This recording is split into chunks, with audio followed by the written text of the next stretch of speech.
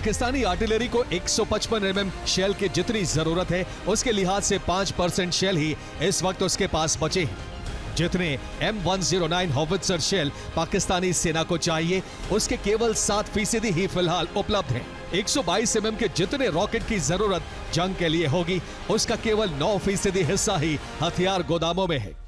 इसी तरह BM-21 system के लिए केवल 6% बारूद ही बचा है जो क्षमता से बहुत कम है।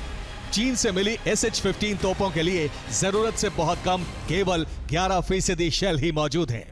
तो भारत की सैन्य ताकत के मुकाबले पाकिस्तान कहीं नहीं टिकता है। भारत के पास करीब 14 लाख सैनिक हैं, जबकि पाकिस्तान के पास भारत के आधे से भी कम यानी करीब 6 लाख सैनिक हैं। भारत के पास कुल एयरक्राफ्ट की संख्या 2229 है, वही पाकिस्तान के पास कुल एयरक्राफ्ट करीब 1300 हैं। भारत के पास 513 फाइटर जेट्स हैं, जबकि पाकिस्तान के पास 328 हैं। भारत के पास 899 हेलीकॉप्टर और पाकिस्तान के पास 373।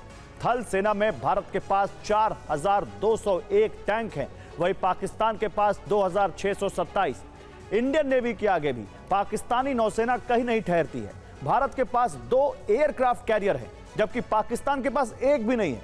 भारत के पास 18 सबमरीन है और पाकिस्तान के पास आधे से भी कम है जो सिर्फ 8 है। भारत के पास 2 न्यूक्लियर सबमरीन है, पाकिस्तान के पास एक भी नहीं है।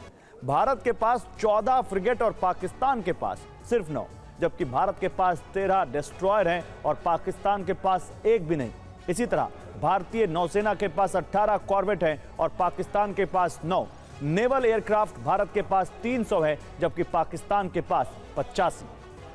तो बलूचिस्तान में BRA यानी बलोच रिपब्लिकन आर्मी, BLF यानी बलोच लिबरेशन फ्रंट और UBA यानी यूनाइटेड बलोच आर्मी, BLA यानी बलोच लिबरेशन आर्मी को मिलाकर 20,000 से ज्यादा हथियारबंद लड़ाके हैं।